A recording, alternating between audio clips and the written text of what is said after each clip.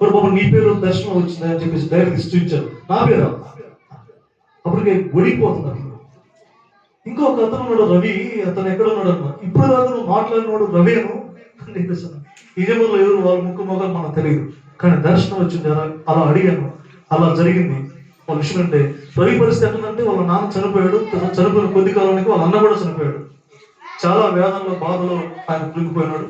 ఆ తర్వాత ఈ మోషే పరిస్థితి అంటే ఆయన పెద్ద సమస్యలో ఉన్నాడని వాళ్ళ అన్నగారు నన్ను పక్కకు పిలిచి, మాస్టర్ గారు మీరు మోషే గురించి చెప్తున్నారు కదా, ఆ మోషే అనేవాడు మా అన్నయ్యను, మా అన్న చాలా పెద్ద ప్రమాదంలో ఉన్నాడు, ఇప్పుడు ఆయన కోసం ప్రార్థన చేయని చూపిస్తున్నారు. 2 చేతులు పట్టుకొని బ్రతులాడుతున్నారు. ప్రభావ మీరు నాకు చెప్పిన దర్శనంలో వీళ్ళిద్దరి గురించి నాకు బయలుపరిచారని చెప్పేసి ఎంతో సంతోషపడ్డాను. దేవుని స్తోత్రం చెప్పండి. మరలా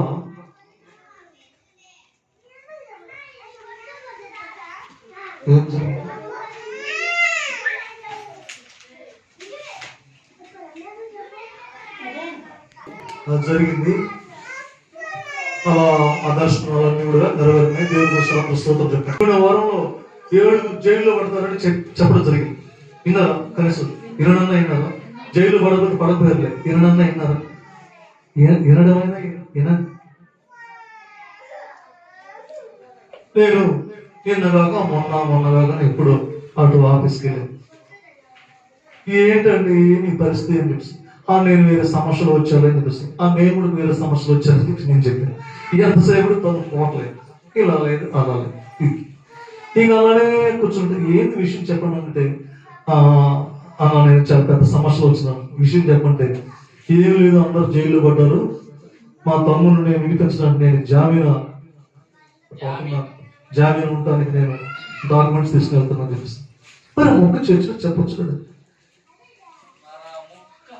నా మొక్క చెప్పొచ్చు కదా, ఇలా జరిగింది మీరు చెప్పారు, దర్శనం వచ్చింది, మరి ఇలా జరుగుతుందని చెప్పేసి. జైల్లో పడతారని చెప్పి నాకేం తెలుసా? కానీ ప్రభు నాకు చెప్తున్నాను, నేను మీకు చెప్తున్నాను, మీరు ఇది చూసుకో. ఇంకంతే. పడతారా? ఎవరు పడతారు? ఎప్పుడు పడతారు? ఎక్కడ పడతారు? ఇవన్నీ బోటకంలే, ఇదంతా ఊహ. ఇతను ఏదో కూర్చొని ఎక్కడ పోగని ఇంట్లో కూర్చొని రాస్తాడేమో అంటారు. అది మీ భ్రమ. అలా రాసేవాడి ఇంతకు ముందు రాసేవాడిని.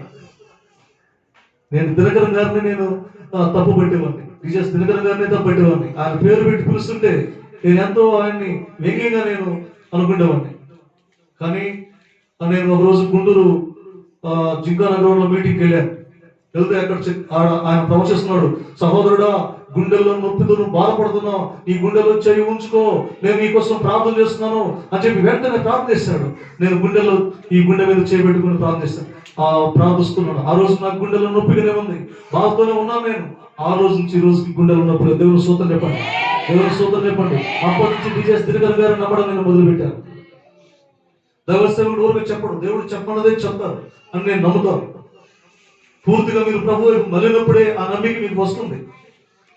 దినకరన్ గారు పేరు పెట్టి పిలుస్తారు. నన్ను చెప్పాడు మొన్న విజయములు పోయినప్పుడు, ఒరే పనికి మొన్న మోషే రవిని పిలవరా అని చెప్పాడు. నాకు చెప్పాడు, నువ్వు విజయములు పోతున్నావు, మోషే రవిని పిలువు. అబ్బా అక్కడ 20 మంది వస్తారంట, ఒక 50 మంది 100 మంది వస్తే మోషే రవి అంటే ఎవడో కూడా ఉంటాడు. నువ్వు మోషే రవి అని 2 పేరు చెప్తే, నేను ఆ 2 చెప్తే వాళ్ళు రాకపోతే నా పరిస్థితి అంటే డైరీ తీసుకోమని చెప్పాడు. ఇదేమో తీసుకెళ్ళండి డైరీ, నమ్మతో డైరీ తీసుకెళ్ళామా? గట్టి చెప్పు, ఈ డైరీ తీసుకెళ్ళాను. డైరీ తీసుకెళ్లాల్సిన పరిస్థితి ఎందుకంటే వచ్చినట్టే నాకు నమ్మకం, ఈ పరిస్థితులు ఎప్పుడు నాకు జరగలేదు కదా. ఈ పేరు పెట్టి చెప్పేటువంటి విషయాలు నాకు తెలియదు, నాకు ఎప్పుడు జరగలేదు, నేను తెలవలేదు, నేను చేయలేదు. జనాలు నమ్ముతురో నమ్మరో భయం నాలోనే ఉంది. అక్కడ ఇంగిమూరికి వెళ్ళిన తర్వాత భయపడుతూనే దర్శనాలు మరలా చెప్తాను, దేవుని వాక్యం ముందు చెప్తానని చెప్పేసి అని వాక్యం అయిపోయిన తర్వాత ఈ సంగతి మర్చిపోయి వెంటనే నాకు మతికి వచ్చింది, జ్ఞాపకం వచ్చింది. ఒక ఆయన కాడికి వెళ్ళి, అయ్యా ఇక్కడ మోషే అంటే ఎవరు అని చెప్పేసి నేను అడిగాను. సార్ నేనే మోషే అన్నాడు. ఆ పద్ధతిగా నేను అడగడంలోనే మోషే అడిగాను. దేవుడు స్తోత్రం చెప్పండి. నన్ను క్షమించాలి. పురుషోత్తం నువ్వు పిచ్చి విషయాలు నమ్మితే నమ్ము, నమ్మకపోతే నమ్మగలదు. నేను చెప్పింది నువ్వు చెయ్యి అంతే. ఈరోజు ఎన్ని చదివి చెప్పారంటే మీరు తిడతారు పడతారు నాకు ఉంది, ఆశ్రయించుకుంటారని తెలుసు, రకరకాలుగా అంచనా తెలుసు. కానీ నేను భయపడలేదు. ప్రభువు కోసం నేను చెప్పమని చెప్తున్నాను. ఇలా ఎన్నో ఎన్నో విషయాలు జరుగుతుండగా మీరు చూసి చూడనట్టుగా, నమ్మి నమ్మనట్టుగా, ఆలోచించి ఆలోచించినట్టుగా, భయపడినట్లుగా మీరు అశ్రద్ధ మీరు చేసినట్లయితే ఆ పరిణామాలకు ఒకవేళ మనం గురైతే మన పరిస్థితి ఏంటని మీరు ఆలోచించాలని మీకు మనం చేస్తున్నాం. అయితే ఇదంతా నిజమా కాదా అన్న విషయాన్ని బైబిల్ వాక్యంలో తేటగా మీతో నేను మాట్లాడి ముగిస్తాను. దేవుని స్తోత్రం చెప్పండి. ఒక టైటిల్, ఆత్మ వచ్చినప్పుడు ఏమి జరుగును. అందరూ చెప్పండి. పరిశుద్ధాత్మ మనలోనికి వచ్చినప్పుడు ఏమి జరుగును. 2 కొరింథీ 1:22 ముద్ర వేసి ఆయన మనకు ముద్ర వేసి, దయచేసి మీరు మరలా వాక్యం చదవలసింది మీకు మనం. ఆయన మనకు ముద్ర వేసి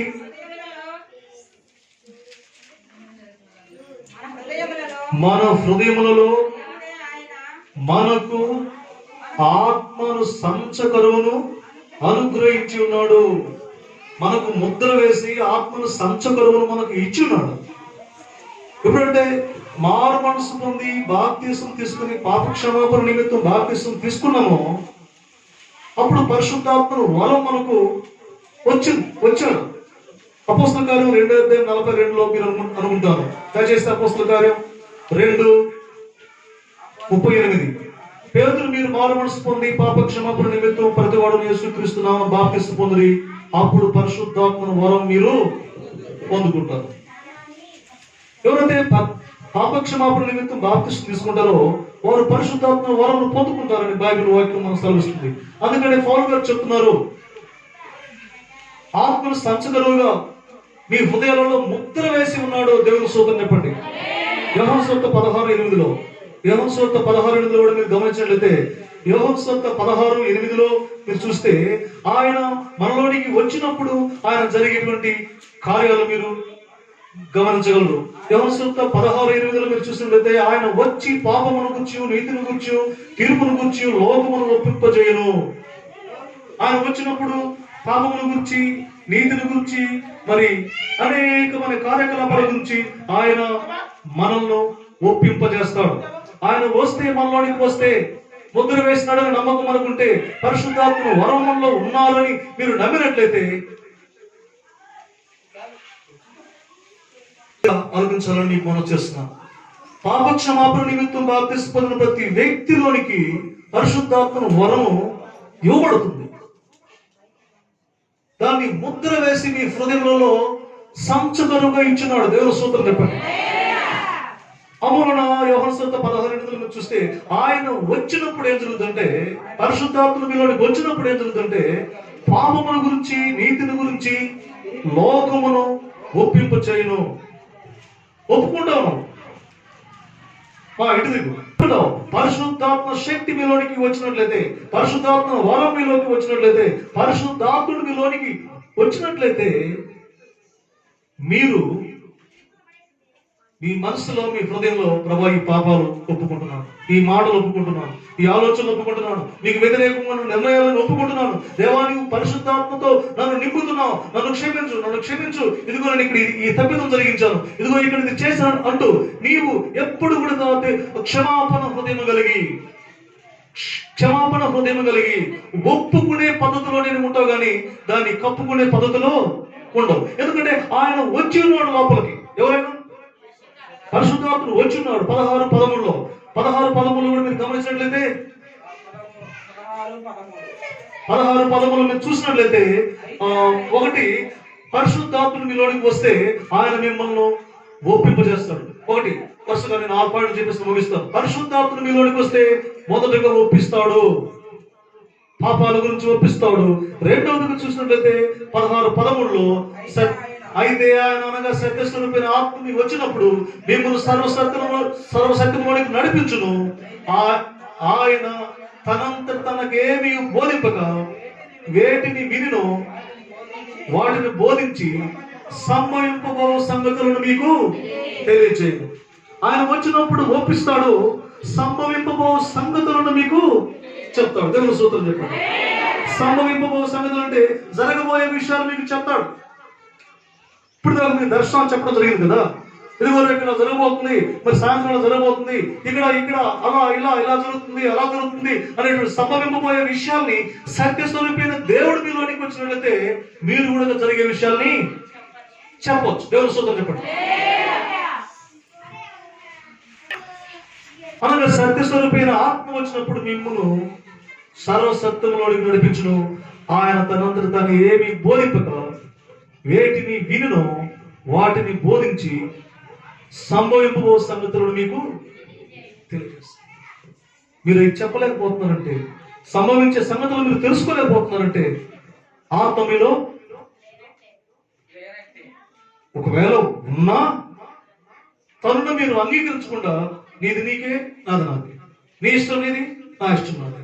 ఆత్మకు శరీరానికి పోరాటం జరుగుతూ ఉంది. మంచి చేయాలనే ప్రతి మనిషికి ఉంటుంది. ఆ అనుకుంటేనే ఆ ఆత్మ మంచి చేయాలని. మీరు ఒక విషయం, యేసుక్రీస్తు దేవుడు నమ్ముతున్నారా అన్నదే ఆత్మ. మంచి చేద్దామా కీడు చేద్దామా, మంచి చేద్దామా కీడు చేద్దామా, మంచి చేద్దాం అన్నదే, మంచి చేద్దాం అన్నదే ఆత్మ. అలా అంటూ ఉంటారు, కానీ చేయడానికి మొదలుపెట్టినప్పుడు ఇది కష్టం ఉంది, రాకుండా కదా వెనక్కి వెళ్ళిపోతాం. కానీ పరిశుద్ధాత్మునిలో ఉన్నాడు, కానీ ఆయన ప్రమేయమునకు, ఆయన యొక్క ఆలోచనకు, ఆయన చిత్తానికి నీవు వినట్లేదు. అలా విన్నట్లయితే నీకు కూడా సంభవింపబో సంగతులను తెలియపరిచేటువంటి దర్శనము, ప్రవచనము, ఆ జ్ఞానము, ఆ పరలోకపు దూతల సందేశాలు నీకు కూడా వినిపిస్తాయి. అలాగనే 14వ అధ్యాయము 24వ 26వ వాక్యం మీరు చూడవలసిందిగా మీకు మనం చేస్తున్నాం. తండ్రి నా నామమున పంపబో పరిశుద్ధాత్మ సమస్తమును మీకు బోధించి నేను మీతో చెప్పిన సంగతులను మీకు జ్ఞాపకం చేయను. మూడవది జ్ఞాపకం చేస్తాడు. ఒకటి మీలోనికి వస్తే మిమ్మల్ని ఒప్పింపు చేస్తాడు. రెండవది మీలోనికి వస్తే సంభవింపబో సంగతులను మీకు తెలియపరుస్తాడు. మూడవది చూస్తే మీకు జ్ఞాపకం చేస్తాడు. మీ అపరాధముల గురించి కావచ్చు, మన అపరాధముల గురించి కావచ్చు, మనం మర్చిపోయిన విషయాలు కావచ్చు, ఏదైనా సరే సమస్తమును మీకు ఆ ఆదరణకర్త సత్యస్వరూపుడు దేవుడు పరిశుద్ధాత్మలోనికి వస్తే మీకు జ్ఞాపకం చేస్తా ఉంటాడు. ఒకప్పుడు నేను మేలు చేశాను, లేకపోతే ఒకప్పుడు నేను కీడు చేశాను, ఇదిగో ఈ తప్పు చేశాను, ఇదిగో ఇది నేను చేయాలి, ఇదిగో ఇది నేను చేయకూడదు, ఇదిగో దేవుని వాక్యం ఇలా ఉంది, ఇదిగో దేవుని యొక్క సందేశం ఇలా ఉంది, దేవుని వాక్యం ఈ విధంగా బోధిస్తుంది అని నీకు పరిశుద్ధాత్మ దేవుడు నీకు జ్ఞాపకం చేస్తుంటాడు. ఎలా నువ్వు నడవాలో, నువ్వు ఎప్పుడు నువ్వు నిద్రలేచి ప్రార్థన చేయాలో, ఎప్పుడు నువ్వు బైబిల్ చదవాలో, ఎప్పుడు నువ్వు దేవుని సన్నిధిలో చురుకు ఉండాలో, సంఘంలో చురుకు ఉండాలో, మరి జరుగుతున్న విషయాల్ని, జరగబోయే విషయాల్ని అన్నింటినీ దృష్టిలో ఉంచుకొని మరి నువ్వు పోతున్నప్పుడు, ఆ ఆత్మ నీలో ఉన్నప్పుడు ఒకవేళ నువ్వు మైమర్చినట్లయితే నీకు జ్ఞాపకం చేస్తాడు. ఆదివారమా, శుక్రవారమా, ఉపవాస ప్రార్థనలు ఉన్నాయా, బాప్తిస్మం అయిపోయినా, పాస్టర్ గారి ప్రకటన చేశారా, ఇవన్నీ ఇలా చేయాలనా అప్పుడు చెప్పాడా, అది నీ ప్రార్థన మర్చిపోయానే, ఆరైందా, తెల్లవసరికి ఆరైందా, ఎందుకు నీకు జ్ఞాపకం లేదు, ఎందుకు నువ్వు మర్చిపోతున్నావు అంటే పరిశుద్ధాత్మునిలో లేడు. ఒకవేళ ఉన్నా ఆయనని నీవు అంగీకరించట్లేదు, ఆయన చిత్తానికి నీ ఆత్మను అప్పగించుకోవట్లేదు, నువ్వు ఆయనను సాగరించట్లా. అని అనుకున్నా కానీ, ప్రార్థన చేయాలనుకున్నా కానీ తెల్లారింది ఏం చేశాను అంటే నీకు జ్ఞాపకం చేసేది లేడు. లోపల పరిశుద్ధాత్మ నీకు నడిపించట్లేదు, నీకు బోధించట్లేదు. ఒకవేళ బోధించినందుకు నువ్వు ఒప్పుకోవట్లేదు.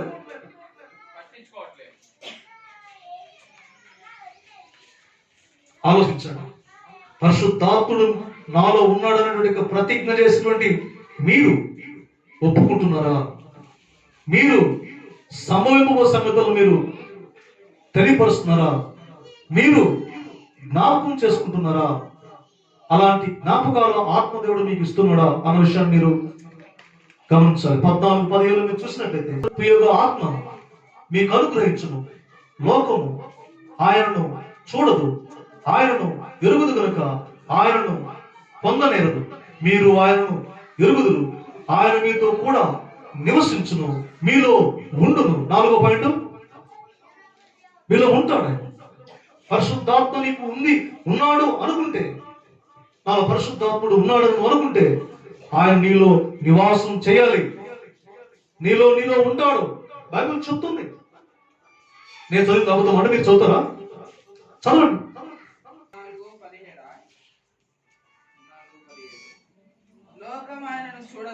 లోకం ఆయనను చూడదు, ఆయన ఎరుగదు కనుక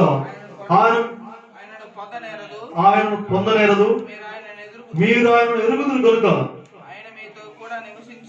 ఆయన మీతో కూడా నివసించును, మీలో ఉండు. దేవుని స్తోత్రం చెప్పండి. దేవుని స్తోత్రం. హల్లెలూయా, హల్లెలూయా. లోకము ఆయనను గుర్తించదు, లోకము ఆయనను గౌరవించదు, లోకము ఆయనను చేర్చుకోదు. కానీ మీరైతే ఆయనను చేర్చుకున్నారు, మీరైతే ఆయనను గుర్తిస్తారు, మీరైతే ఆయన గౌరవిస్తారు. ఆ మూలాన ఆత్మ మీలో నివసిస్తూ మీలో నిలకడగా ఉంటాడు. దేవుని స్తోత్రం చెప్పండి. దిగులుగా, భయంగా, వీలిట్ట వాళ్ళట, చిన్నదానికి పెద్దానికి సురుబరులాడుతూ జరగకుండా నా జీవితం ఎలా అయింది, నాకు ఇంకా జరగలేదే, నాకు ఎలా అయిపోయింది, అలా అయిపోయిందని లోపల కుములుతూ ఉంటారా? ఒకవేళ ఉంటే ఈయన ఏం చేస్తాడు? నువ్వు గంటకి 26 అబద్ధాలు ఆడుతున్నావు, ఈయన ఉంటే ఆడనిస్తాడా? గంటకు 10 మంది మీద కోపడుతున్నావు, ఈయన లోపల నివాసం చేస్తే ఇది జరగనిస్తాడా? నీ ఇష్టం వచ్చినట్టు వెళ్తూ ఉంటుంటావు, ఆయన లోపల ఉంటావు, అడ్డదారులు పోనిస్తాడా? నీకు మనసుకు నచ్చిందల్లా చేస్తూ ఉంటావు, ఆయన లోపల నివాసం చేస్తుంటే ఆయన చేయనిస్తాడా? లేదు. నీకు పగ్గాలు లేవు, పట్టెలు లేవు, కాడుమలు లేవు, ఏం లేదు. ఆయన నీలో నివసిస్తే ఆయన నీలో నిలబడిగా ఉంటాడు. కొంతమంది నేను ఇంక రాను, ఇక లేదు, ఇక అది, ఇక్కడ ఆడే చర్చ ఉంది, అక్కడ ఉంది, ఇల్లు ఎక్కడేముంది, ఇల్లు ఇక్కడ ఉంది, ఈయన కాడేముంది, ఆయన దగ్గర ఉంది, ఎల్లెక్కడ ఉంది. పరిశుద్ధాత్మ దేవుడు మీలో నివసిస్తే అంతకంటే గొప్పడు ఎవడు ఉన్నాడా? చెప్పండి. నా కళ్ళ ముందు ఎన్నో సంస్థలు వచ్చి కొన్ని లక్షల రూపాయలను నాకు ఇస్తాయని వెంటాడారు. మీకు తెలీదు విషయం. ఈరోజు ఒంటరిగా మిమ్మల్ని పీడించి ఈ మందిర నిర్మాణం జరిగించడం గల కారణం ఏంటంటే, దేవుడు ఉన్నాడు, నా తండ్రికి మహిమ కలగాలి, ఇక్కడ దేవుని పేరు నిలబడాలి, నాలో పరిశుద్ధాత్ముడు ఉన్నాడు అంటే ఈ కార్యము దేవుడే చేయుడుగా కంటూ నడుము కట్టి మనసును కట్టి ప్రభువుకు అప్పగించుకోండి. ప్రభు కాళ్ళు పట్టుకొని ఎవరు ముఖము చూడకుండా, ఏ వ్యక్తి మీద ఆశపడకుండా, ఏ వ్యక్తి మీద ఆలోచించకుండా తుచ్చమైనటువంటి దుమ్ములాగా జనాలను బయటపడేసి మనసులో నుంచి రమ్ము ప్రభావం అని చెప్పేసి కూర్చుని ఇక్కడ దేవుని స్తోత్రం చెప్పండి. మీరు అడుకోవచ్చు, మమ్మల్ని చూసి మొదలు పెట్టాడు, ఆమె ఉన్నామని మొదలు పెట్టాడు, మమ్మల్ని కళ్ళలో కూడా మీరు అనుకోపోకండి, కళ్ళలో కూడా ఊహించుకోపోకండి. అది మీ భ్రమ కాదు. నాలో నివసించిన దేవుడికి నేను కట్టుబడి ఉన్నాను, నాలో నివసించే దేవుడికి నేను వాగ్దానం చేస్తున్నాను, ఆయనకు సమర్పించుకున్నాను. ఆయన నాలో ఉన్నాడు కనుక ఈ కార్యం చేయగలని నమ్మిక నాకు కలుగుతుంది. సమయము సంగతులు నాకు బయలుపరిచాడు కనుక నేను ఈ కార్యాన్ని మొదలు పెట్టగలిగాను. ఆయన నాలో ఉన్నాడు కనుక మీలో కూడా ఉన్నట్లయితే, మీలో కూడా ఉన్నాడని నమ్మినట్లయితే సర్వ శరీరమును ఆయనకి అప్పగిస్తావు, నీ సర్వ ఆలోచనలు ఆయనకి అప్పగిస్తావు, నీ సర్వ చర్యలు ఆయనకి అప్పగిస్తావు. నువ్వు వేసే ప్రతి అడుగు తండ్రి నీ చిత్తం, ఈ రోజు నేను ఎలా వెళ్ళాలి, ఎక్కడికి వెళ్ళాలి, ఎప్పుడు వెళ్ళాలి, ఎవరితో మాట్లాడాలి, ఎలా మాట్లాడాలి, వీళ్ళేంటి వాళ్ళేంటి, నా పరిస్థితి ఏంటని చెప్పేసి అన్వేషణ నీవు దేవునితో జరుగుతూ ఉండదు అనమాట. ఎందుకంటే నడిపించేది ఎవరు? నీలో ఉన్నటువంటి ఆత్మ మిమ్మల్ని నడిపిస్తుంది. ఎక్కడ పోవాలో మీకే తెలియనప్పుడు మీరు ఇంకేం చేస్తారు? ఇంకా అలా ఉండి ఒక సేవ చేసే వ్యక్తిని కూడా మీరు ఆ ధోరణితో చూస్తారా? మీ హృదయ ధోరణి అలా ఉంచుకొని ఎన్నో సంవత్సరాల కష్టపడుతున్న వ్యక్తిని కూడా మీరు ఇలా గాడ కట్టేస్తారా? ఎంత దుశ్చర్యది! మీరు ఆ ఆత్మ నివసిస్తుంటే ఈ ఆలోచన మీకు వస్తుందా? పరిశుద్ధాత్మని మీలో ఉంటే మంచి ఆలోచనలు ఏమొస్తాయి? దేవుని స్తోత్రం చెప్పండి. అంతా మక్కామన్నా అంటుంటారు, అంతే కదా. నేను అనుకున్నాను, మీరు ఇక్కడ సంఘస్థులంతా నా బిడ్డలు అనుకున్నాను, మా అక్కలు అనుకున్నాను, నా బంధువులు అనుకున్నాను, నా ప్రియులు అనుకున్నాను. ప్రార్థించినాను పరలోక తండ్రికి, ప్రకటించినాను అనే గీతం ఒకటి పాడాను. మీ క్షేమమే కోరి ప్రకటించాను, మీ క్షేమమే కోరి ప్రార్థించాను, మీ క్షేమమే కోరి మీ ఇంటికి వచ్చాను, మీ క్షేమమే కోరి మీకు వాక్యం చెప్తున్నాం, మీకు క్షేమమే కోరి ఎప్పుడు ఎదురు చూస్తున్నాం. మీరు డెవలప్ కావాలా, మీరు అభివృద్ధి అనేకుల కంటే చర్చకు వచ్చారు, బాగున్నారని అనుకోవాలని చెప్పి దినం ఎదురు చూసే వ్యక్తిని మీరు అసహించుకుంటారంటే, మీరు అసహ్యపడుతున్నారంటే, మీరు దూషిస్తున్నారంటే, మీ ఆవభావాలతో, మీ రాగద్వేషాలతో అంటున్నారంటే, ఆత్మలో నివసిస్తున్నారని ఎలా అనుకోవాలి? మీరు ఆలోచించండి. నీవు మంచంలో మునుగు వేసే రంకెలో, నీ మనసులో చెలరేగేటండి ఆ పనికి మన ఆలోచనలో ఈ రాత్రులు కట్టబెట్టి, ఉదయం కాలంలో కట్టబెట్టి, మంచి మనిషిగా పరిశుద్ధాత్మలో ఉన్నాడని నువ్వు అనుకుంటే, అలాంటి అభిప్రాయం నీకు ఉన్నట్లయితే ఒప్పుకో, కప్పుకోవాకు. సమరయ స్త్రీ కుండ బద్దలు కొట్టి ఊర్లోకి వెళ్ళింది. ఏంటి నీ కుండ? ఏంటి నీ హృదయ స్థితి? ఎలా ఉంది? దేవుని యొక్క వెలుగు, దేవుని యొక్క ప్రశస్తత, దేవుని యొక్క ప్రసన్నత, ఆయన ముఖకాంతిలో నీ రహస్య పాపాలు కనిపిస్తుంటే వాటిని ఇంకా తొక్కిపట్టి జనాల గురించి ఎందుకండి? మనం చర్చిస్తున్నాం. ఆయన వస్తే ఒప్పుకుంటాడు, సంభవించే విషయాలు చెప్తాడు, మనకు జ్ఞాపకం చేస్తాడు, సమస్తము జ్ఞాపకం చేస్తాడు, ఆయన మనలో నివాసము చేస్తాడు. 14:23 యేసు ఒకడు నన్ను ప్రేమించినట్ల వాడు నా మాట గైకొనును, అప్పుడు నా తండ్రి వారిని ప్రేమించును, మేము వాని యొద్దకు వచ్చి నా యొద్ద నివాసము చేతుము. యేసు ఒకడు నన్ను ప్రేమించిన ఎడల వాడు నా మాట గైకొనును, అప్పుడు నా తండ్రి వారిని ప్రేమించును, మేము వారి వద్దకు వచ్చి వారి వద్ద నివాసం చేస్తున్నాం. హల్లెలూయా.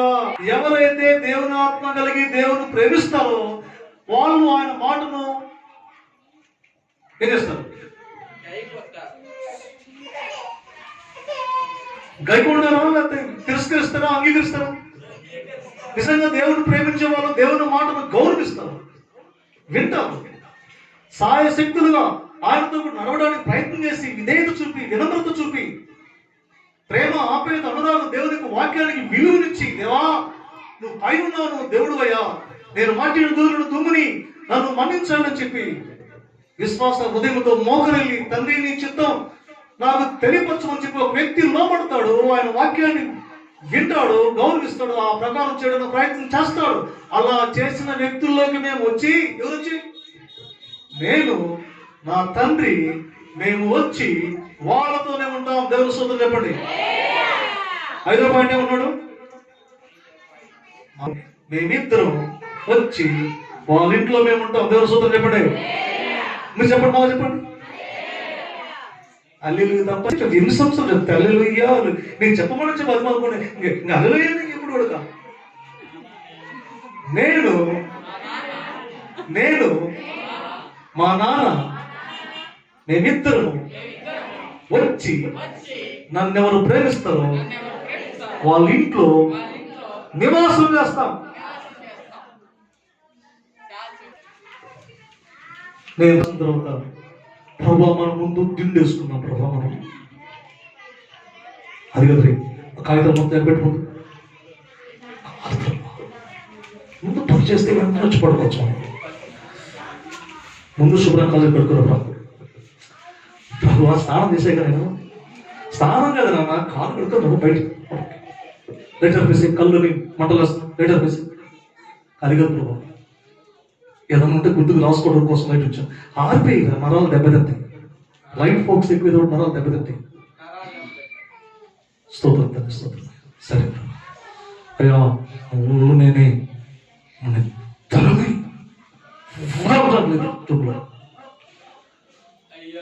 కథ కూడా పడతాను. తండ్రి ప్రార్థన చేస్తున్న దేవుడు శబ్దాలు వస్తున్నాయి నాయన. ఆ శబ్దాలని ఏసు నా మరి వాటి గురించి ఆలోచించగలరు, నా గురించి ఆలోచించడం అది లేదు ప్రభు. శబ్దాలు వస్తామని ఎవరెవరో కదిలిస్తా ఉన్నారు, సైతాన్ని కదిలిస్తా ఉన్నాయి. తలుపు గట్టికేసుకో, ఆ కండలు వేసేసాడు. ఈ విధంగా నా గదిలో నేను నా తండ్రితో ఎంత ఆనందం పాలవుతున్నానంటే అది నేను ఎవడో చెప్పుకోవడం అర్థం కాదు. ఒరే, నువ్వు ఎవడో చెప్పుకున్నవాడుగా నీ ఆనందంలో పాలు పొందడానికి అన్యుడు నీ ఆనందంలో పాలు పొందలేరు కదా, ఎందుకు నువ్వు ఇలా బాధపడతావు? నువ్వు, నేను, నా కుమారుడు, మన ముగ్గురు ఇక్కడ ఉన్నా దేవుని సోదరు చెప్పండి.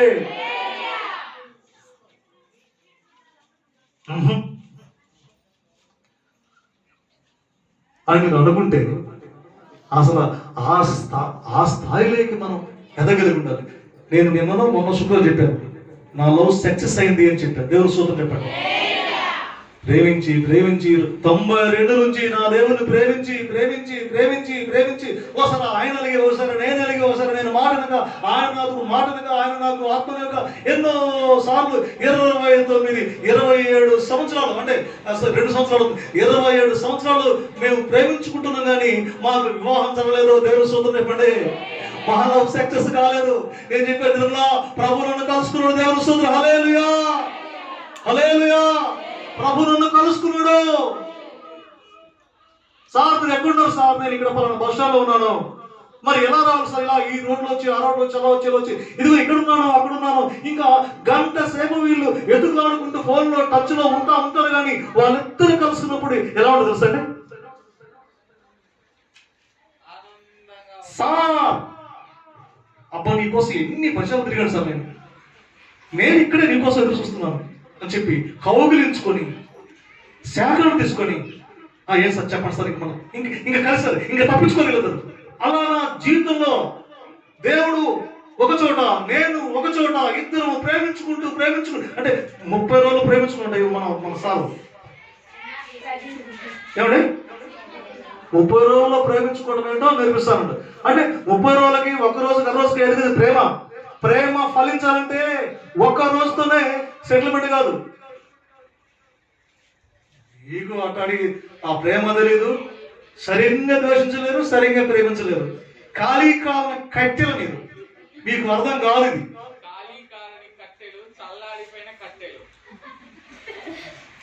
కాబట్టి మీకు కొన్ని విషయాలు అర్థం కాకపోవచ్చు. అదేవిధంగా దేవునితో పెట్టుకున్న ఈ ప్రేమ సంబంధం, దేవునితో పెట్టుకున్న ఈ ఆత్మ సంబంధం మహాప్రభు కృపలో మేము కలుసుకోవడం జరిగింది. దేవుని సూత్రం చెప్పండి. ఈ మాటలు చదువుతుంటే ఎవడు నా మాటలు కైకొనను వాడిలోనికి ఏమన్నా అక్కడ ఒకడు నన్ను ప్రేమించినాడు, వాడు నా మాట కైకొను, అప్పుడు నా తండ్రి వారిని ప్రేమించును, మేము వాని యొద్దకు వచ్చి వాని యొద్ద నివాసం. నా రూమ్లో ఎవరు అంటే అవ్వలేరన్నమాట. నేను, నా తండ్రి, నా యేసయ్య. నేను చెప్తున్నాను ప్రార్థన, ప్రభా శిలువలు కొట్టేటప్పుడు నువ్వు ఎలా ఉన్నావయ్యా, ఎంత మౌనంగా ఉన్నావయ్యా. ఆ శిలువ ధ్యానంలో పరవశిస్తుంటే వచ్చిన దర్శనాలే నీకు చెప్పింది. పర్లోకంలో ఆ వీధులలో తిప్పిన దర్శనాన్ని కోకొలకుంటే ఆ వీధుల్లో నేను తిరుగుతుంటే ఒక ఆయన 9 అడుగుల ఎత్తులో ఉన్న ఆయన నన్ను ఫోటో తీశాడు. బెత్తరపోయాను అంటే నెవ్వరపోయాను అంటే అదిరిపోయాను. అమ్మ నన్ను పట్టుకుంటారని చెప్పేస్తానంటే వెంటనే ఆ 9 అడుగుల ఎత్తుగా ఉన్న ఆయన నన్ను ఫోటో తీసి వాడిని తీసుకుని వెళ్ళి వాగులో తీసుకోమన్నాను. ఒక పోలీసు నాకు అప్పగించారు. ఆ పోలీసు నా దగ్గరకు వచ్చాడు. సరే రండి సార్ అనుకున్నాను. నేను పోలీసు కంటే ముందు పోతున్నాను. నా చొక్కా వెనకబెట్టుకుని రాయి, నువ్వు ముందు పోవద్దు, నేను పోలీసుని, ముందు నేను పోవాలి, నాతో నువ్వు రావాలి, నువ్వు ముందు నడవద్దు, నా వెనక నువ్వు నడువు అని చెప్పాడు. సరే సార్ అని చెప్పేసి ముందు ఆయన పోతుంటే వెనక నేను వస్తున్నాను. కొంతలాగా వెళ్ళింది, చాలా దూరం పోయిన తర్వాత పెద్ద నది కనిపించింది. ఆ నదిలో మా అమ్మోళ్ళు, మక్కోళ్ళు, మయ్యోళ్ళు, మన్నోళ్ళు, మా పొలపోళ్ళు, మా మనపోళ్ళు ఎవరు మొగాలు కనపడదు కానండి ఉతుక్కుంటున్నారు. దేవుని సోదరు చెప్పండి, వస్త్రాలు ఉతుక్కుంటున్నారు, ఉతికి ఆరేసుకుంటున్నారు అని చెప్పాడు. అక్కడ ఉతుక్కొని చెప్పాడు. ఎట్టొచ్చాడు పర్వాలేదు, నువ్వు ఇట్లా ఎక్కడికైనా వచ్చినావుంటే నేను అలా చూసుకుంటూ ఇలా వచ్చినా, ఇట్లా చూసుకుంటూ వస్తే అంత సీన్ లేదమ్మా, ముందు వాగులో ఉతుక్కొని చెప్పేసి అని చెప్పాడు. బైబిల్ ఏముందంటే వారు గొర్రె పిల్ల రక్తములో వారి వస్త్రములు ఉతుకుకొని వాక్యముతో ఉతక స్నానము చేయబడి పరిశుద్ధాత్మతో నింపబడి పరిశుద్ధాత్మతో నడవబడి పరిశుద్ధాత్మతో ఒప్పింపబడి పరిశుద్ధాత్మ సమయము సంగతులతో తెలుసుకొని పరిశుద్ధాత్మతో జ్ఞాపక శక్తి పెంచుకొని ఆత్మ నివాసం చేసినటువంటి స్థితిలో ఉంటేనే ఇక్కడ యేసు ఆత్మ వచ్చి ఇక్కడ అంతా రెడీ చేసిన తర్వాత నాకు శవంపేట వస్తుంది. శవంపేట ఇప్పుడు నాకు శవంపేట రాదు. దేవుని సూత్రం చెప్పండి, రాదు. ఒకవేళ వచ్చిందంటే ఇక్కడంతా నేను శుభ్రము అయినట్టే. చచ్చిపోయి ఎప్పుడంటే పరిశుద్ధంగా ఉన్నప్పుడన్నా కావాలి. పాపిగా వీడెట్టా మారడం ఉంటే పెట్ట పంపిస్తాడు. వీడెట్టా మారడానికి ఉంటే పెట్టేస్తుంది ఇంటికి. మారాడు అంటే ఇట్ట కూడా పెట్టేస్తాడు అనమాట. అంటే బాగా పరిపూర్ణతలోకి వస్తే నీవు మార్పులు. మరి మీకు ఎందుకు పెట్టెలు రాలేదు, మనకు ఎందుకు పెట్టెలు రాలేదంటే మనకి ఇంకా అడుగల ఇటుగల. మీరు మారకుండా లేదు, పూర్తిగా మారి అందుకు మీ పెట్టెలు ఆడచ్చు. ఇంకా శీలాలు పడుతున్నారు. మీ పెట్టె ఇంటికి రాలేదంటే మీరు రెండు కూడా.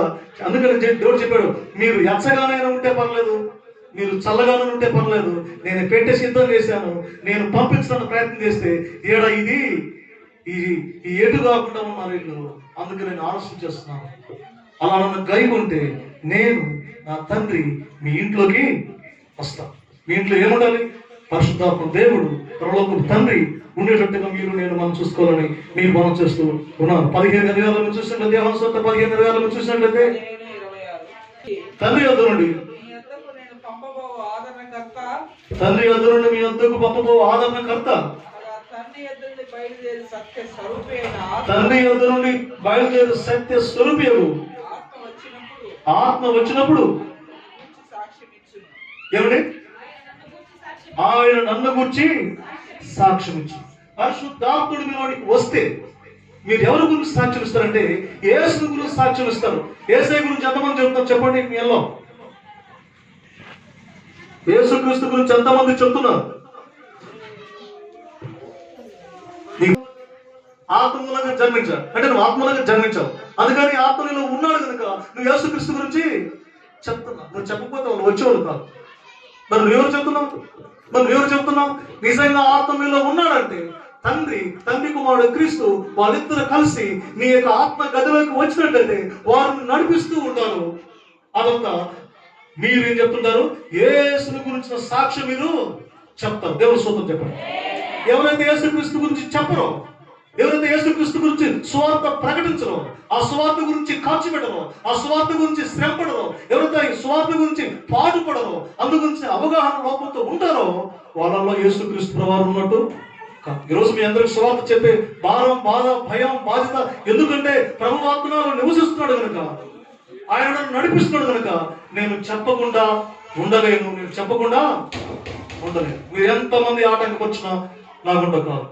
ఎందుకంటే నాకు నేర్పించింది ఆయన నాలో ఉన్నాడు. ఆయన చిత్తానుసారంగా చెప్పు, ఇలా చెయ్యి నాకు బోధన చేస్తున్నాడు. ఆ మూలలో నేను ముందుకు సాగుతూ ఉన్నాను. కాబట్టి దేవుని బిడ్డలారా, సత్యస్వరూపకు దేవుడు మీలోనికి వచ్చినట్లయితే, నా ఆత్మ ఉందని మీరు అనుకుంటుంటే ఆ క్రియలు కనపడాలి. ఇంగువ గట్టిన గుడ్డ వాసన ఉంటుందా పోతుందా? ఇంగువ అనే పదార్థాన్ని గుడ్డ మూట కడితే అది తీసేసినా కూడా ఆ గుడ్డలో ఆ వాసన ఉంటుందంట. అంటే ఆ పరిశుద్ధ ఇంగువగా ఎంత పవర్ ఉంటే పరిశుద్ధాత్మక అంత పవర్ లేదని మీరు అనుకుంటున్నారా? ఉంటే మీరు ఆ ప్రార్థన జీవులు ఏమైంది? అంటే ఆ వాక్యం గైకొనడం ఏమైంది? ఉంటే ఆ నడిపింపు ఏమైంది? అంటే ఆ గీతాలు ఏమైంది? ఆ ఆధ్యాత్మిక వరమడి ఏమైంది? దాన్ని ఏం చేశారు? ఎందుకు దిగులు, ఎందుకు భయము, ఎందుకు బాధ, ఎందుకు కురిగిపోవడం, ఎందుకు ఒకరికి ఓడిపోవడం, ఎందుకు ఒకరికి ఇది తగ్గడం, ఎందుకు ఎందుకు ఎందుకు ఎందుకు ఎందుకు ఇలాంటివన్నీ మనకి నీకు వస్తున్నాయి. నువ్వు సర్వించే కొంది, నువ్వు జారిపోయే కొంది నిన్ను వాడికి చల్లగా తొక్కేస్తూ ఉంటావు. నువ్వు పడిపోబోతున్న స్తంభంలాగా మీరు ఉన్నారు. సగం పడిపోయిన స్తంభంలాగా మీరు కనిపిస్తున్నారు. దేవుని బిడ్డలారా, ప్రభువు రాకడ ఆసన్నమైంది. ఆయన ఆత్మ ఘోషిస్తుంది, ఆయన ఆత్మ మీకు బోధిస్తుంది. ఆ ఆత్మ ప్రకారం మీరు జీవించడానికి ప్రయత్నించండి. ఇప్పుడు మీకు చెప్పినటువంటి విషయాలు ఏంటంటే ఒప్పుకున్నట్టు చేస్తుంది ఆత్మ వస్తే. ఆ సమయము సంగతులు తెలియపరుస్తున్నాడు ఆత్మ వస్తే. సమస్తను జ్ఞాపకం చేస్తాడు ఆత్మ వస్తే. ఆయన తండ్రి మీలో నివాసం చేస్తాడు. ఆత్మ వస్తాయి. ఈ యేసును గురించిన సాక్ష్యం ఇస్తారు, ఆత్మ వస్తాయి. ఒకవేళ రాకపోతే, ఆత్మ లేకపోతే ఏం చేస్తారండి? అల్లాడిపోతున్నారు. ఆత్మ లేకపోతే మా పరిస్థితి ఏంటని అడిగోలు చెప్పండి. మీకు విషయం చెప్తా, లేకపోతే నేను బైబిల్ మూసేస్తాను. నీకే లేదు తినదంతే. కొంతమంది బాగా తెలుసు, ఆయన ఎక్కువ తిండు, కారం ఎక్కువ తిండు, మతం ఎప్పుడో ఎక్కువ తిండు, అవి ఇంటికి తింటాడు మా ఆయన అని కొద్దిగా అట్లా అడగండి. కొంచెం అడిగి ఏమడి నీకు అలవాటు లేదు, నాకు కొంచెం వినండి, ఇంకొంచెం చెప్తాను అనేటువంటి అలవాటు. నేను ఆడపిల్లని అంటే నా భర్తను బాగా చూసుకున్నాను. అదే నాకు లోటు ఉంది, నాకు సమస్య ఉంది కాబట్టి బాగా కాస్త తినండి, ఇంకా తాగండి, కొంచెం నిద్రపోండి, ఇంక రెస్ట్ తీసుకోండి, ప్రశాంతం ఉండండి, ఏం కాదు, ధైర్యం ఉండు అని చెప్పేటువంటి భార్య లేదు. కలకుండా పెట్టి ఇల్లు కూడా బురకలు పెట్టి మేము ఎప్పుడు ప్రార్థిస్తున్నాం. మా పాస్టర్ పెడితే నేను ఎప్పుడైతే నాకు తెలియదు కదా బాబు, 5 గంటలు నేను ప్రార్థిస్తున్నాను. నేను 1 గంట 40 నిమిషాలు వేసి 4 గంటలకు ప్రభుత్వం ఉంటే ఆమె తలుపు దగ్గర అవతల పక్క పడుకుని నిజంగా 2 సార్లు భయపడ్డానండి. ఇది పాము మొదలైన భయస్తుంది, ఇది పామాలే అది ఏందని చెప్పేసి ఆ తలపోతల ఆమె, ఈ తలపోతల నేను నోట్లో ప్రార్థిస్తున్నా. ప్రభు శిలువలో నేను పరవశిస్తుంటే నాకు అనడానికి రాలేదురా బాబు. నేను తర్వాత కళ్ళు తెరిచి చూస్తే తలుపులో ఇంటికి తీసుంది, అమ్మగారు పండుగ ఉంది. ఏం చేశాను? ఇంకా ఒకప్పుడు గద్దించి ఏదో చేశాను, అలసి కోపడ్డాను. నీ దశలోనే ఉండు, నా దశలోనే నేను ఉంటాను. పామైతే కాదు కదా అనుకోండి. మళ్ళా ఆకలి పుస్తకం ప్రార్థనలోకి వెళ్ళిపోయాను. ఇలా వచ్చేసరికి 4 అయింది. ఏమో నువ్వు ప్రార్థిస్తుంటే నేను 5 గంటలు చేస్తున్నాను. అట్టేంటంటే ఎప్పుడు మెలబడిస్తే అప్పుడే చేసుకుంటాడు. సూత్రం సూత్రం సూత్రం సూత్రం సూత్రం సూత్రం సూత్రం సూత్రం సూత్రం సూత్రం కింద పడుకుండేది. ఏం రాదునో ఏం ఎలా నీకు దర్శనం వస్తే ఇంకా. కాబట్టి ఈ ఆత్మ లేకపోతే జరిగే శ్రమతలు ఏంటంటే, ఒక ముక్క చెప్తాను, క్షమించండి నేను ఎంత ఆమె అంటాను. మార్కు సువార్త 5వ అధ్యాయము 2వ వచనం 2 ముగిస్తాను. ఆయన దోను దిగగానే అపవిత్రాత్మ పట్టిన వాడొకడు సమాధిలో నుండి వచ్చి ఆయనకు అగుపడెను, ఎదురుపడెను.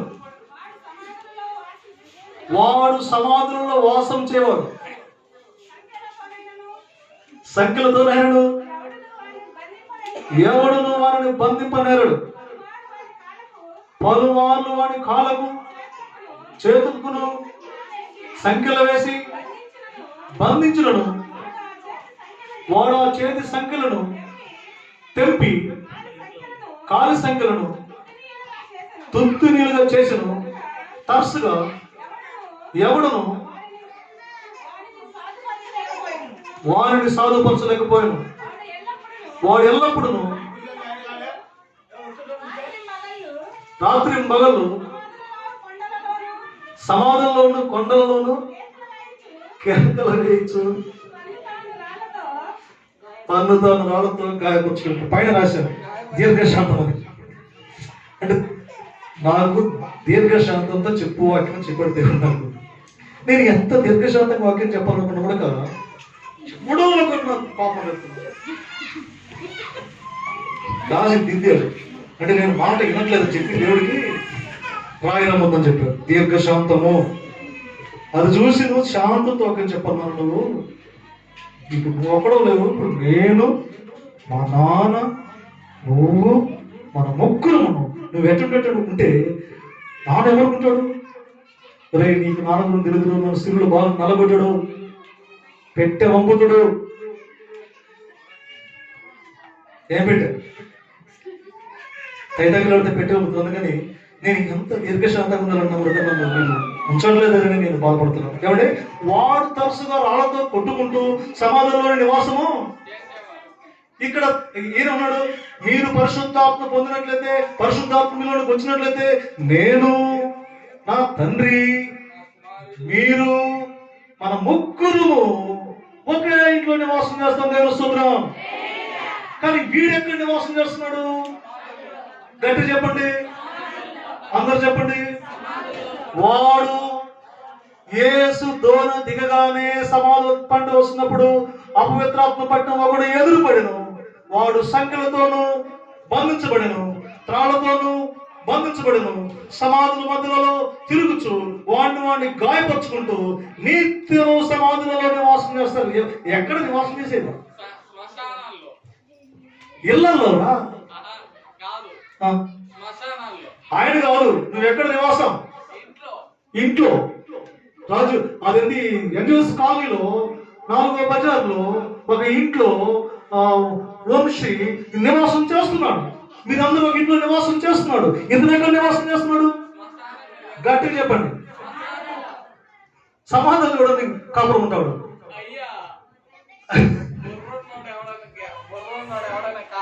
గట్టి చెప్తున్నా అయ్యా ఏంటి అంటే తమకు ఉన్నట్ట లేదంట. ముందు వాడు ఏమన్నా తెలుసండి, బుద్ధున్నోడది ఎవరు అక్కడ కాపడం ఉన్నారు అని భూమి బుర్రగా మార్చి వాడు బయటపడుతుంది. వాడు అన్నింటి మధ్య వాడు పిచ్చి దానిపిస్తున్నా ఎంత ప్రయత్నం చేసిన వాడు ప్లేట్ మార్చుకున్నమాట. వాస్తవంగా మనం నివాసాలు ఇళ్లలో ఉంటాం, కానీ ఇతరులైతే వాస్తవంగా అపవిత్రాత్మ పట్టినందు వలన వాడు సమాధానంలో హాయిగా ఉంటుందంట. ఒక సాక్షాత్తు నేను నిజమే చెప్తున్నాను, మా నాన్న సారా అలవాటు ఉంది. ఎప్పుడైనా సారా తాగాడంటే ఆయన వచ్చే దారిలో శ్మశానం ఉంది, సమాధి పైన పడుకొని కాలు మీద కాలేసుకొని ఆ దారిని వచ్చే వాళ్ళందరూ తిరుగుతుండ్రే, నాన్న ఏం చేయలేరు. అసలు మా ఈత ఎవడు మాట్లాడాడు, వీడు సమాధి పైన పండుకున్నాడు అంటే వీడు తాగితేనే పండుకుంటాడు అని అందరూ తెలుసు అనమాట.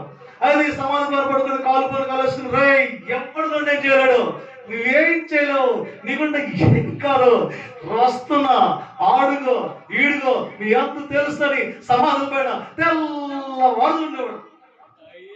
మా అమ్మకి ఎన్నిసార్లు ఇప్పుడు నేను ఒక్కన వేస్తున్నాను కదయ్యా అని చెప్పేసి ఎన్నోసార్లు వాయిదా చేస్తే ఒకరోజు నాకు కూడా తెలిసిన విషయం తెలిసిన తర్వాత పిల్లలు మేము చిన్న చిన్న పిల్లలు అప్పుడు మా చిన్నక్క మా పెద్దక్క మా అమ్మ బావి చేరతాడు తీసుకొని చేస్తాడు కొబ్బరి తీసుకొని ఇక్కడ కాలకట్టతాడు ఉప్పు తీసుకొని మయ్యగాడికి పోయి ఒక పెద్ద కాడు కర్రకి డోలు కట్టుకొని కాళ్ళు చేతులు అక్కడనే కట్టి కర్రకి తగిలించుకొని తీసుకొచ్చి కాళ్ళగట్ట ఉపదేసి ఆ డోలు మంచం వేసి ఈ తాడుతో మళ్ళీ ఆ పట్టికి ఈ పట్టి ఫుల్గా కట్టి చాలా చెప్పేసరి మక్క తిట్టి ఆ డోలు మంచం నీ అంతు తేలుస్తా, నేను అక్కడ బాగుంది నాకు, ఇదేంది డోలు మంచంలో నువ్వు చాలా చెప్పేసి మా అమ్మ అయ్య అంటుంటే ఆడ బాగుంది నాకు ఎక్కడ శ్మశానంలో. ఇది నా అబద్ధం చెప్పట్లేదు, నేను కేకలు ఆగట్లా. మీకెవరు నన్ను తీసుకురామని చెప్పింది, మిమ్మల్ని ఎవరు నాకు చెప్పారు, నేను ఉన్న సంగతి మీకు ఎవరు చెప్పాడు, వాడు నీ గాడికి ఎందుకు వచ్చాడు, వాడు నీకు ఎందుకు చెప్పాడు, నేను సమాజం మీద పడుకుంటుంది నీకు ఎవరు చెప్పాడు, వాడి కాడికి ఎప్పుడు వచ్చాడు, వాడి కాడికి ఎందుకు వచ్చాడు, ఏమని చెప్పాడు, నా గురించి వాడికి పని అయితే నీతో ఏం పని, ఇంకా లేకపోతే తిడుతున్నాడు. వీడు ఆడగానుంటే బాగుండేది, వీడు మా అక్కని తింటే మా చిన్న అక్కని తింటే మా అమ్మని తింటే వాళ్ళు మీ కాడికి ఎందుకు వచ్చారు ఎరకాడ, వాళ్ళు మీకు ఎందుకు చెప్పారు ఇస్తాను అని చెప్పేసి మంచం డోలు నోరుకి ఏమేమి శరీరం అటు కలపకుండా కట్టి నోరు వాగుతుంది అనమాట. ఇక మా అక్క మా చిన్నక్క మా పెద్దక్క చేస్తుంటే మా అమ్మ కోపంతో ఆ మూల తిట్టుకుంటూ ఉంటుంది అనమాట. 2 బిందెలు నీళ్ళు తెచ్చి చాలా చెప్పేసి తల మీద పోసిందన్నమాట. నేను చంపుతున్నా చెడుదన్నా, నేను చంపుతూ ఏందో నువ్వు చంపేది, నువ్వు అయిపోతుందా నీ పేరు చెప్పేసి 2 బిందెలు నీళ్ళు పోసి నోటికి గొడ్డ పెట్టేస్తున్నారు. నేను రేపు చూస్తా, రేపు ఏంది నువ్వు రేపు చూసేది. ఈ దురాత్మ పడితే అట్టుండదయ్యా. సంఖ్యలతో కట్టేశారు, తాళంతో కట్టేశారు, ఇవన్నీ కట్టి ఇంట్లో ఊర్లో ఉండకుండా భార్యను వదిలిపెట్టి పిల్లలను వదిలిపెట్టి ఊర్లో కాపురం పెట్టి ఇల్లు వదిలిపెట్టి వీడు సమాధుల్లో నివాసం చేస్తున్నాడు. చేస్తే చెయ్యి ఆయన దోణ దిగి వస్తున్నాడు, యేసుకు ఎదురుపడ్డాడు. సరే బాబు నీ దారి మీద నా దారి మీదని యేసుకుపోతున్నాడు. ఓ ఆయన ఉన్నాడు. మీరు చూసినట్లయితే మార్క్స్ వార్తలో 6వ వచనం మీరు వస్తారా, యేసును చూసి పరిగెత్తుకొని వచ్చి ఆయన నమస్కారం చేసి, యేసు సర్వోన్నతుడైన దేవుని కుమారుడా, నాతో నీకు ఏమి పని. చాలండి, వచ్చిందెవరు, ఎదురొచ్చిందెవరు, మళ్ళా ఏమంటున్నాడు, నాతో నీకేం పని? ఈయన అసలు ఏం మాట్లాడాలి మహానుభావుడు? సిలువలో పడుతుంటేనే మన సారు తండ్రి మీరు ఏం చేస్తున్నారు, మీరు వేరుగారు అని చెప్పేసి మౌనంగా వెళ్ళిపోయిన యేసువారు ఈ సమాధిలో ఉండకుండా యేసును చూసి ఎదురుగా వచ్చి నాతో నీకేం పని అని చెప్పేసి ఎదిరించి వస్తున్నాడు. నీది నాకేం పని, నేను నా దారిని పోతున్నాను, నువ్వు నా ఎదురు వచ్చేసి నన్ను ఈ కడుతున్నాడు ఆడ ఆడుకుంటే ఇంకోటి కూడా చేయలేదు. నాతో నీకేం పని అనిపిస్తుంది? దెయ్యం పట్ట అపవిత్రాత్మ అంటుంటే నీ పేరు కదకుండా ఎవరు నీ ఊరేంటి, నీ పేరేంటి అంటే ఏమనుకుంటా వీడు పరిగెత్తాడు, నమస్కారం చేశాడు, సమాధానుడు వట్టి ఉంటున్నాడు, వీడి పరిస్థితి ఇలా ఉంది అని చెప్పేసి అన్ని అర్థం చేసుకుని ఎదురు నిలబడ్డ వ్యక్తిని చూసి సరే నీ టెన్షన్ నీకు ఉన్నాయి, నీ గురించి నాకు తెలుసు, నీ పేరు చెప్పమన్నాడు. నా పేరు సేన అని అన్నాడు. అంటే దాని అర్థం గ్రీక్ భాషలో 2000 మంది ఉన్నామేమో, నేను ఒక్కడ అనుకుంటామో విషయం చెప్పని ఎందుకు వచ్చాను వేసుకున్నాడు. నాతో నీకేం పని, ఇటు మీరు ఎందుకు వచ్చారో, మేము 2000 మంది ఉన్నాం, అసలు ఏంటి ఎరకడా నా భాష బాబు మరి ఈ టైంలో మీరు ఎందుకు వచ్చారు, అసలు నాతో నీకేం పని, నీతో సమాధంలో వేసుకోకి ఏం పని, నీకు పని లేక సమాధంలో ఉన్నారా బాబు, నేను ఈ దారిని పోతున్నాను, నీతో నాకేం పని, నువ్వే నా దగ్గరకు వచ్చి నన్ను అడుగుతున్నావు కానీ అని అంటున్నాడు. నాతో నీకేం పని, ఇక్కడ ఎందుకు వచ్చావు అని ప్రశ్నిస్తున్నాడు. అది నీ పేరేమని అడిగితే మేము 2000 మంది ఉన్నది ఒక్కడే అనేది మా మాట చూసినా నువ్వు అనుకుంటున్నామో నేను ఒక్కదో నీకు కనిపిస్తున్నాడేమో. నా బ్యాక్గ్రౌండ్ చూస్తే వెనక మా సర్కిల్ అంతా హలో ఏమండి మేము ఒక్కడే ఉన్నాం ఇక్కడ, పురుషోత్తం ఇక్కడ ఒక్కడే కాదు చాలా మంది ఉన్నాం మేము ఇక్కడ. ఆ క్యాస్ట్ మీద ఒక్కడిని ఈ ప్రజలు ఒక్కడైతేనే వాడు ఎంతకాలం ఉండలేరు ఒక్కడని చెప్పేసి ఎన్నో రోజుల నుంచి కళ్ళగన్నారు. వీడు పోవట్లా, పెట్టే ఇంకా కావట్లా, వీడు ఇంకా సరిగ్గా కాలట్లా, వీడు ఫుల్గా కాలితే పెట్టి పంపిస్తే ఆ రూమ్ ఓపెన్ చేసుకోవచ్చు పరలోకం అని ఆయన రుబ్బిన పట్టుకొని కత్తెర రుబ్బిన పట్టుకొని ఇద్దరు ఆడ ఎవరు తండ్రి కొడుకు. కానీ వీడు ఇంకా కట్టే కాలేదు, అంటే పురుషోత్తం ఇంకా పరిపూర్ణంలోకి రాలేదు. ఇంకా ఆయన చెప్పాల్సిన విషయాలు ఇంకా చాలా ఉన్నాయి, చేయాల్సిన పనులు చాలా ఉన్నాయి. మరి ఇప్పుడే కాదుగా నువ్వు ఉండు. ఒక్కడే అనుకుంటుంటే ఇక్కడ 100 మంది అన్నట్టుగా యేసుప్రభువా నేను ఒక్కనే కాదు 2000 మంది ఉన్నాను. మరి ఏది రావాలంటే కనిపించినది ఒక్కటే మాట చూడు, జయమ చెప్పాలి. ఈ పేరేమనంటే అన్నాడు మేము 2000 మంది ఉన్నాం. ఈ మాట కరెక్ట్ కదా? నీ పేరు చెప్పు బాబు అంటే మేము 2000 మంది ఉన్నాం అంటాడు. అంటే అది మాటలు అన్నమాట. నువ్వు అనుకుంటున్నామో భయపడుతున్నావు, నేను భయపడుతున్నావు, మళ్ళీ చాలా మంది ఉన్నారు. నీ అంతు తెలుస్తా, నీ గురించి మొత్తం తెలుసా, నా అర్జున్లో ఉన్నావు. అయితే వాళ్ళు ఏం మాట్లాడుతున్నావు మయ్యస్స సమాధాన పడుకుని కాలు మీద కాలు వేసుకుని అంత తెలుస్తాం ఎవడిని మయ్య మాట్లాడే మాటలు సమాధిపైన పండుకొని అర్ధరాత్రి కూడా కాలు పని కాలు వేసుకొని మీ అంత తెలుస్తే పిల్లలకు అన్నం పెట్టాడా లేదా చేసిందా లేదా అని చెప్పేసి ఈ దిగులు విచారం లేకుండా రే మీ అంతు తెలుసు ఇవ్వడమేనా మనిషి పేరడి యేసుప్రభు పేరు అడిగితే ఇతను అంటున్నాడు సార్ మేము 2000 మంది అంటే నేను భయపడతానండి. మరి నువ్వు 2000 అయినా 4000 నాకు భయం లేదు. యేసు నామములో నేను ఆజ్ఞాపిస్తాను చెప్పేసి దేవుని నామములో ఆజ్ఞాపిస్తాను వెళ్ళు. నువ్వు పంపావు కానీ ప్రభువా మమ్మల్ని పందులోనే పంపించు అని చెప్పేసి అడిగినట్టు నీలో ఉన్న ఆత్మ పందుల్లోకి వెళ్ళు కాదని చెప్తే ఆ పందుల్లోకి 2000 పందుల్లోకి వీళ్ళు ఉన్న దురాత్మ పోతే ఆ పందులు ఆత్మను తట్టుకోలేక